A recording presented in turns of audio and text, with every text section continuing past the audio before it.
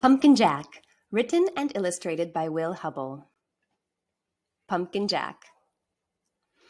When Tim carved his first pumpkin, it was fierce and funny and just perfect.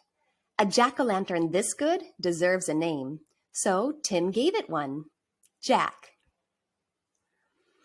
Long after the best trick-or-treat candy was eaten, Tim still kept Jack. At night, when a candle made Jack's face dance on the wall and filled the dark with warm pumpkin smells, Tim felt Jack was almost magic. Yet, too soon, the spell was broken. "This pumpkin is beginning to rot," announced Mom. "It's time to throw it out." Tim knew it was useless to argue. He carried Jack to the garden, which was filled with the brown ghosts of last summer's plants. "A dead garden is better than a trash can," thought Tim. Still, it made him sad to leave Jack outside and alone. Whenever chores or play brought Tim to the garden, he looked at Jack. Every time, Jack was different. He became wrinkled, and his fierce smile began to look silly. Mold spread over Jack's bright orange skin. As the days turned colder, Jack grew flatter. Winter began. Soon Jack was hidden beneath snow, and Tim forgot all about him. The cold, heavy jacket days came, snowman and sliding days, indoor days, Thanksgiving, Christmas, and Valentine's. When all these days had passed and the March winds melted the snow, Tim found Jack. There wasn't much left, just a faded and crumpled pumpkin skin, a stem, and a few seeds. Jack's Halloween magic was a distant memory now. Tim scraped a thin blanket of earth over the last bits of his pumpkin. "Goodbye, Jack," he whispered. When spring turned barefoot warm, a tiny sprout appeared where Jack had been. Tim found it and guessed what it was. In the days that followed, Tim weeded and watered and watched the sprout. Slowly and steadily, the plant changed and grew.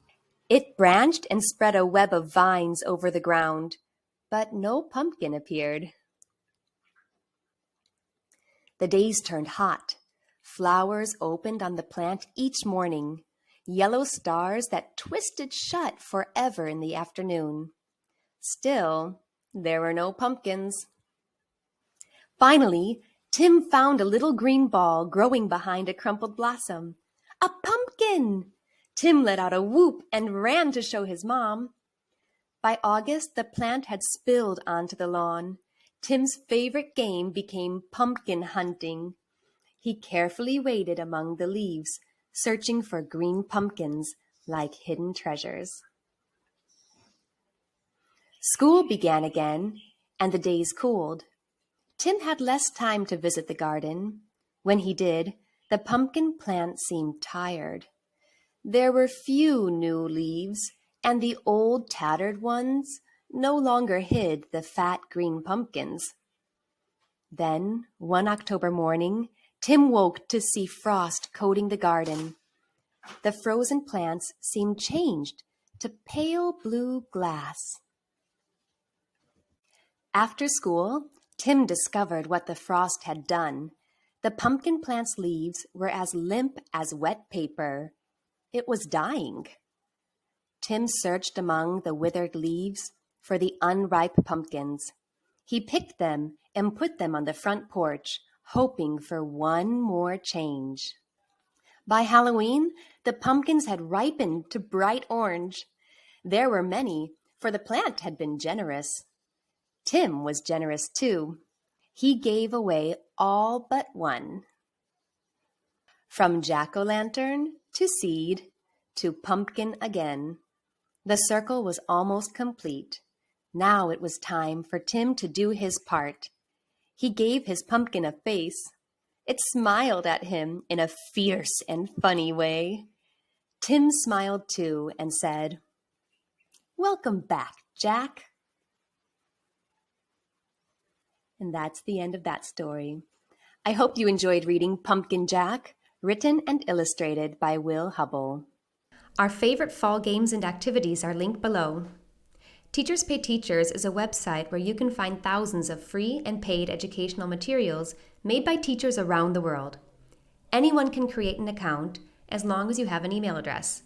I hope you check out our store, Educating Abroad, as we have many fun educational materials both for free and for sale.